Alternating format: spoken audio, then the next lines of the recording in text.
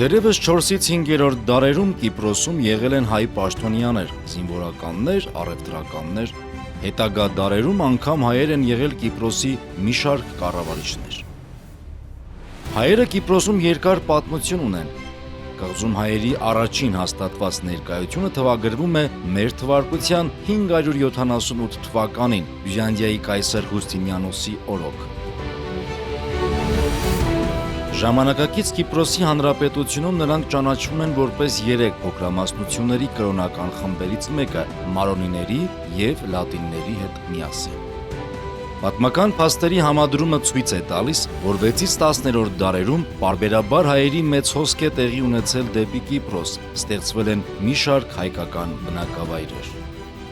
Ավելին, հայտնի են բազմաթիվ անուններ, ովքեր 9-ից 11-րդ դարերում Կիպրոսում հայազգի նշանավոր զորավարներ և կառավարիչներ էին, ինչպես օրինակ Լևոն Սմբատիկեսը, ով Լառնակայում ձեռնարկել է Սուրբ Ղազար բազիլիկայի կառուցումը։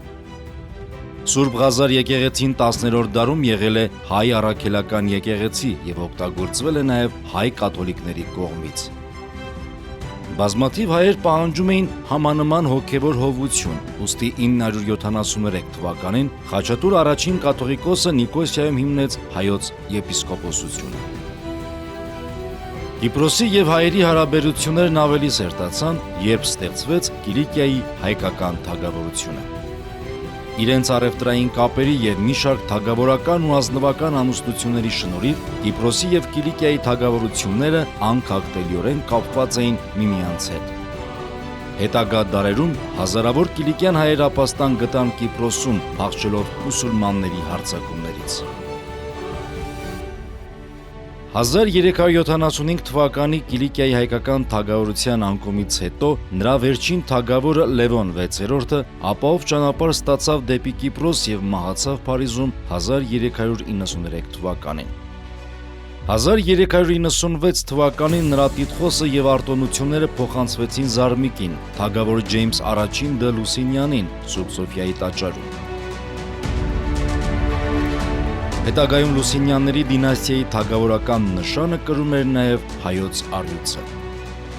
30,000 հայեր 1403 թվականին լքեցին Կիլիկիան և հաստատվեցին Կիպրոսում, որը մինչև 1489 թվականը շարունակեց ղեկավարվել Լուսինյանների դինաստիայի կողմից։ Հայերը Կիպրոսի 7 կարևորագույն կրոնական խմբերից էին, որոնք ունեին առևտրի կենտրոններ Ֆամագուստայի, Լիմասոլի և Պաֆոսի նավահանգիստներում, ինչպես նաև մայրաքաղաք Նիկոսիայում, այդպիսով վերահսկելով առևտրի մեծ հատվածը։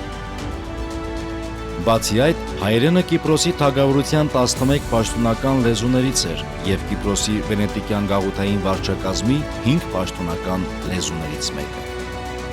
14-ից 15-րդ դարերում Նիկոսիայում հիշվում են Արմենիա թաղը, հայոց դռները։ 16-րդ դարում Կիպրոսում հիշատակվում են նաև հայկական գյուղեր։ Նույն դարի վերջերին կղզին նվաճվեց օսմանցիների կողմից և հայկական համայնքն անկում ապրեց, թեև հետագայում բազմաթիվ անվանի հայեր են հիշատակվում Կիպրոսի պատմության մեջ։ Իսկ հայկական հռչակավոր մակարավանքը, շահելով օսմանցիների բարեհաճությունը, դարձել էր Սուրբ Երկիր ուղևորվող հայ և այլ ուխտավորների համար սրբատեղի, ինչպես նաև հանգստավայր Կիլիկիայից և Երուսաղեմից ժամանած ճանապարհորդների, կաթողիկոսների և այլ եկեղեցականների համար։ 1870 թվականին Նիկոսիայում հիմնվեց առաջին հայկական դպրոցը նոր ժամանած Վարդան վարդապետ Մամիկոնյանի կողմից։ 1856 թվականին պաշտոնապես ճանաչվեց Կիպրոսի հայոց առաջնորդարանի վարչական ինքնավարությունը։ 1878 թվականի հուլիսին անգլիացիների ժամանումով և նրանց առաջադեմ կառավարմամբ կղզու առանց այն էլ բարգավաճ, բայց փոքրաթիվ հայ համայնքը ավելի ուժեղացավ։ Կիպրահայերը միշտ բարձր դիրք են ունեցել բրիտանական վարչակազմում և շատերը դարձել են բարեխիղճ պետական ծառայողներ և կարգապահ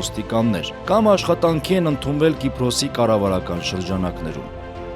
Կիպրահայ համայնքը բարգավաճեց ողջ բրիտանական դարաշրջանում, այսինքն մինչև 1960 թվական, հիմնելով միություններ, դպրոցներ, երգչախմբեր, սկաուտական խմբեր, սպորտային թիմեր, երաժշտական համույթներ, եկեղեցիներ գերեզմանատներ եւ այլն։